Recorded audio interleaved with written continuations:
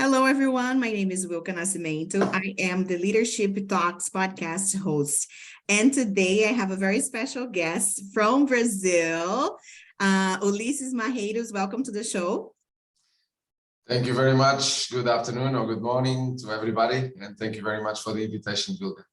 Oh, my pleasure, Ulisses. So I'm super excited today because before we get to business, I just want to congratulate both of our teams, Portugal and Brazil, for amazing, spectacular show yesterday at the World Cup. So shout outs to both countries. And I really hope, people are excited as we are, right, Ulisses?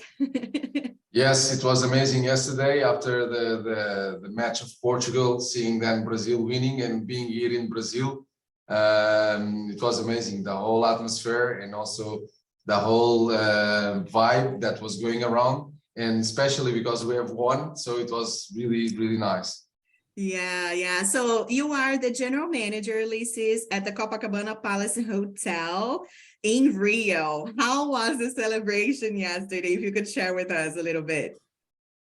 Well, it was here in our hotel. We have a big screen for the guests to enjoy the games. And just 200 or 300 meters from the hotel, we have a huge fan zone where more than 30,000 people, they could see the game. They could enjoy also some shows from different artists. So it was amazing, and especially after the game, as Brazil won, it was a big celebration and everybody having fun.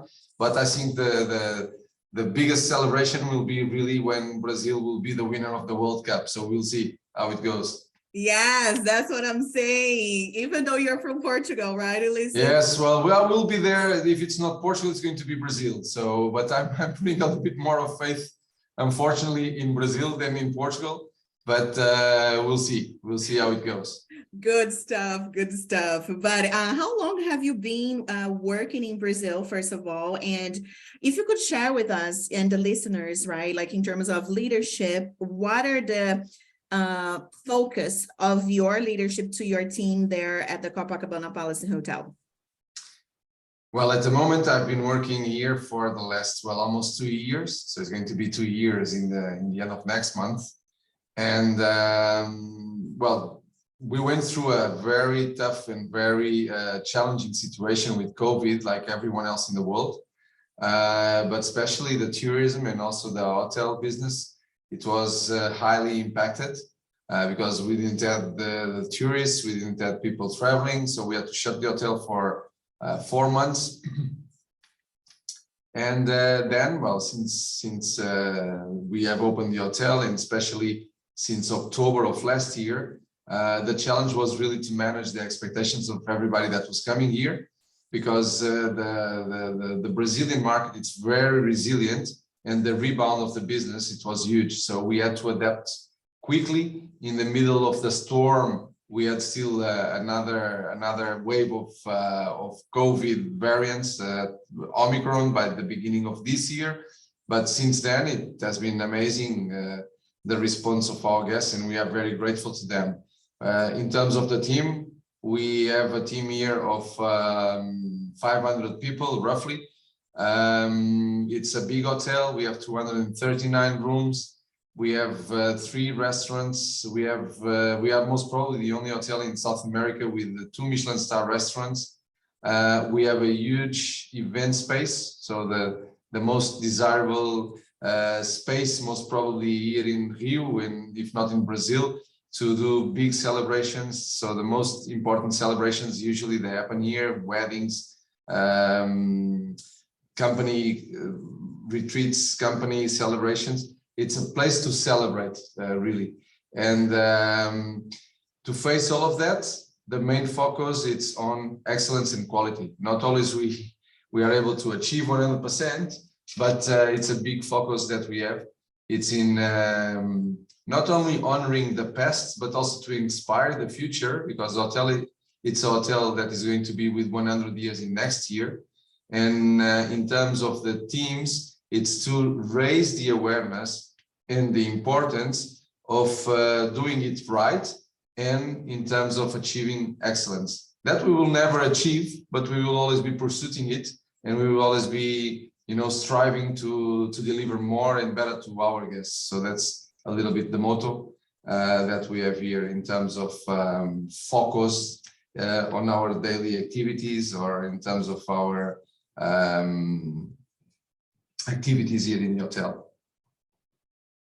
I must say that I have been to the hotel actually last year when I was visiting my family. I had a chance to see on the theater Copa, which is the history. It was a musical telling the history of the hotel, right? Like that was the first five-star hotel built in Brazil, and many years ago, with all of the VIP guests, and like it was so beautiful, this theater. To be honest with you, I have seen quite a few Broadway shows myself here in New York, but that theater, that particular vibe that was there in the hotel and the audience, and it was a beautiful musical and definitely an unforgettable experience.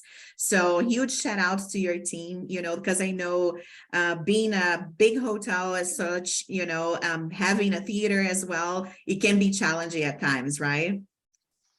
No, it's challenging, but it's also amazing, because to have just to have the theater, something that we have opened to the society, and something that we have opened to the Cariocas, the people here from Rio de Janeiro. It was amazing to receive so many people like you when you were here, and to discover the theater, because the theater was closed for almost 30 years, and we have made this major refurbishment. It was not even a refurbishment, because we have completely cleaned up the whole old theater. The whole building where Copacabana is, it's a whole block, and it's a protected building. And we are protected by the three spheres of the Patrimônio, the heritage department.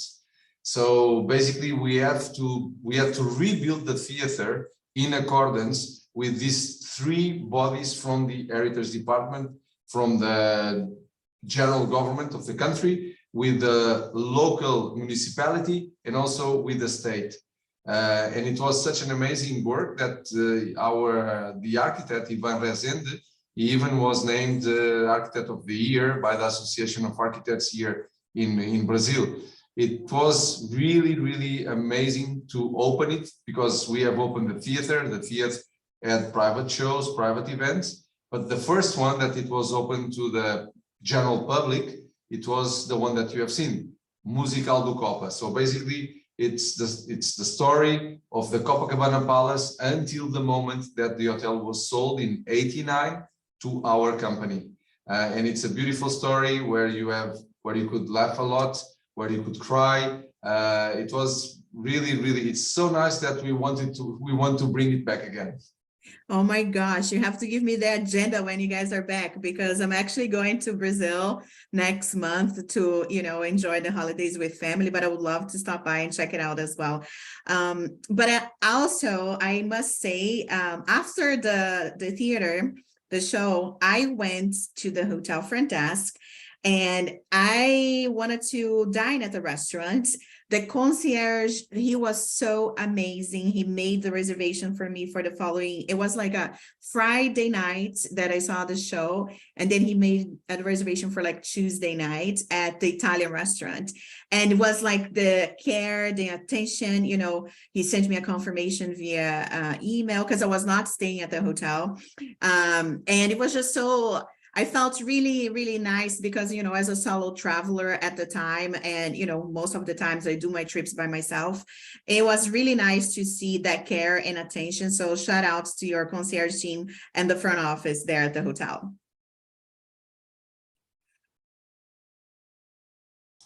Thank you very much. I'm glad that it went well, and at least we tried. No, it was amazing. So what is in terms like when you are, I know that you have worked in many countries. You worked in Spain, in Portugal, now you are there in Brazil. What is the the takeaways that you, or the challenges or similarities that you see in those groups and different teams being, you know, in different countries in Europe and then in South America and so on? Well, as you mentioned, not many countries that I've worked, but in a couple of them that's around the world. So in Portugal, in Spain, I worked also in an island in Portugal, which is a little bit of a different kind of culture also. And I've worked also in the Maldives. In the end of the day, this is a people's business, the hotel business. Most probably all the businesses are people business, because without people, you know, it doesn't work. So, but here it's a lot people business done through people, by people, you know, for people or to people. So it's always people around. So one of the big things that we always have is people, and sometimes it's not easy to deal with all these people, being it all our stakeholders, employees, clients, the investors, local community. So all that people, they make the hotel what the hotel is in the end of the day. And I love it. There is a lot of similarities because we are all humans after all, you know. So I believe that there are very nice similarities. And then you have, you know, culture that is slightly different. For instance, here I'm in Rio de Janeiro at the moment, and it's much more of an open spirit than in other places where I've worked. The level of energy and positivity from the Cariocas, it's really amazing. And that's why we have so many people visiting the city, not only because of the, you know, the beauty of the city, because it's really a beautiful city, but also the energy that the people have here. So that's something that is also very nice. In the end of the day, we are humans. So I think that part, you know, it's very similar all over the world. But here, I think there is a spirit that is very much open and very much willing to welcome and to receive the others. That it's something that I like very much here in Rio de Janeiro. Wow, that's excellent. Thank you for sharing. And of course, you know, I'm super happy to hear the positive, you know, that you highlight the positivity of the Brazilian folks, especially, you know, being there and working throughout the pandemic and so on. So in terms of leadership, right? The name of the show is Leadership. What do you expect from your management team from day one, once they are hired, to, you know, of course, work and lead by example, but like, what is the top 3 expectations that you as a general manager share with, you know, your managers that you hire to develop and also to maintain that leadership to the level of employees? Well, in terms of leadership, well, here I try to lead as much as I can by the example also, you know, trying to, because people usually, it's not only what you tell them, but what they see you do, to what they see you doing, that most probably will impact them in a positive way, I hope. Sometimes we think that we are doing the right thing and maybe we are not doing the right thing. But what I try is to develop people, and it's one of my passions. It's to develop people so they can flourish in their careers. So when I see that there is potential in someone, or if that someone is raising the hand and say, guys, I would like really to, you know, pursue my career, and I'd like to develop my career, and I'd like to learn more, I'm always very happy to assist. And it's one of the things that we do here that I think we do quite well. We have a trainee program that is very nice. So we have around 35 trainees here in the hotel. And every month we have one member of the executive team doing, it's 2 sessions, one in the morning and one in the afternoon. So we can get everybody then sharing their career path, what they have achieved, how they start to work and so on, and also sharing their knowledge in their area of expertise. So I think that's a very nice program, because it's not only an on-job training, but also to share in the classroom the experiences that key people of the hotel add throughout their career, and also to share with the trainees their area of expertise. And this is very well perceived by the trainees that we have here. We have also a program where we develop people by adding them to several courses that we do here, or that we get from other institutions, being universities or hotel schools or associations. That it's also something that I think it's important also to develop new talent. And then we also give the chance, and we are part of a bigger company. So Copacabana Palace does not stand alone here in Rio.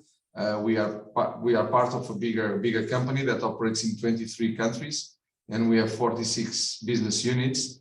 And we give the chance to people to do cross exposures, not only within the departments of the hotel, but also just last month we had someone here, a colleague from another hotel, spending 1 month with us, because that person, she would like to improve her skills and she would like to see a bigger operation in terms of events. And if there is a hotel that has a lot of events, we are one of them.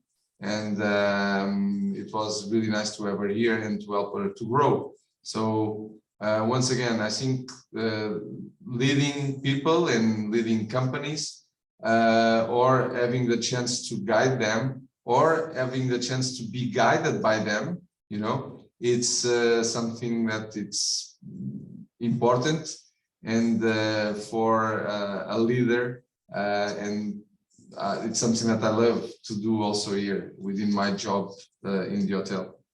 Wow, that's amazing. And I didn't know about the training program that you have, but, you know, I was one of them in terms of, you know, I finished my university in Brazil, start working in hotels there. And then I said, you know, let me do a training program abroad because I wanted my English, you know, to be improved at the time. You know, being from a small town in Brazil, Cuiabá, Mato Grosso state, you know, there was not many international visitors to explore the language and practice. But, you know, I think it really, you know, you broaden your horizon, right? And then like, for example, if a director of sales share their experience with the team members, it's really, you know, it's a way to inspire, you know, that, you know, team member working at the restaurant or at the front desk to make sure, you know, they are like familiar what the director of sales do and what is their responsibilities as well. And that's phenomenal because, you know, I think also prior when I was on property as, you know, a salesperson, I always had that connection with, you know, the front desk team because I've done that job, right? So it's like you go on the steps and you know, the steps throughout the career and sharing with people, you know, that how you started is definitely, you know, important. So I know that you're super busy, but I wanted to ask what's going on for the New Year's Eve in Rio and what is expectations for the summer in Q1 2023? Well, at the moment, we are getting ready for the Réveillon for the New Year's Eve here. So especially this year, because we'll get into our 100 years of existence as a hotel, we are going to enhance even further the traditional New Year's Eve that we do in our hotel. We are expecting to have a huge party by the beach in front of the hotel because after 2 years of non-existence of this huge party that we have here, usually around 1.5 million people in front of the hotel, and it's a big celebration. So we expect really this year to have a lot of people around and finally have a proper New Year's Eve celebration here in Rio. Inside the hotel, we're going to have especially 2 areas where we are focusing and we are putting a lot of energy. One is by the pool, and the other one is by the main event space that is called the Golden Room, where we will have bands. There will be a magnificent buffet, free flow champagne the whole night, and it's already sold out. So this is really 1 month ahead of New Year's Eve. So we are basically with just a few seats to sell in our event space, and the hotel, in terms of the rooms, we are at the moment with a waiting list. So Q1, it's looking also very, very good. So 2022 for most of the luxury hotels in the world was a very good year.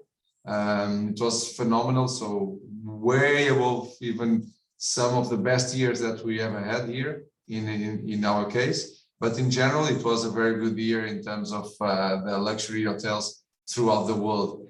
And still on the top of that, we are seeing a very good pace for Q1 and strong demand coming big time, because basically what happened here in Brazil and also in Rio de Janeiro was that until 3 months ago, 4 months ago, we didn't have, a big number of foreigners.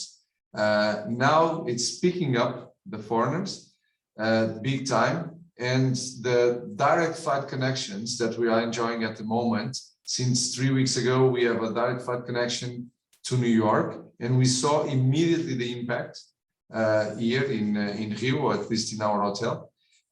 We have also now, since 3 weeks ago, Emirates flying once again, and we know that Delta, they are going to fly also to Rio de Janeiro from the States. So when you have the direct connection, usually you end up creating the demand somehow, So that's why we expect a very good Q1 that is usually our strongest quarter of the year. Excellent. Yeah, actually, I had to make a change on my flight going to Brazil next month, because I was flying to São Paulo, but then I'm thinking, it's already cold here in the States, and I'm like, I want to go to the beach. So, I made the change actually on my flight, and I'm going to fly to Rio from New York City. But thank you so much. I love the insights. I love your leadership, insight sharing, how you handle your team there at the Copacabana Palace Hotel in Rio. And I wish you guys a wonderful New Year's Eve event, because I know in Rio is a gorgeous, and it's a lot of people celebrating. I was there, last year for the celebration, but I really see as well in terms of even on flying last year to Brazil, the amount of international travel going back, it's amazing. And just walking on the beach in the Calçadão, so many tourists, you hear every language, and one of the things that I encourage people to do all the time, because I'm a huge advocate for travel, of course, is, don't believe everything you hear, right? Just make it happen for yourself and take a trip and explore the city, because it's really Rio, it's definitely one of the most enchanting and gorgeous place to visit in Brazil, of course, in the world as well. Thank you so much, Ulisses. Thank you very much. Bye-bye here from the Cidade Maravilhosa. Thank you. I love it. I love it. Have a great New Year's, and thank you for participating.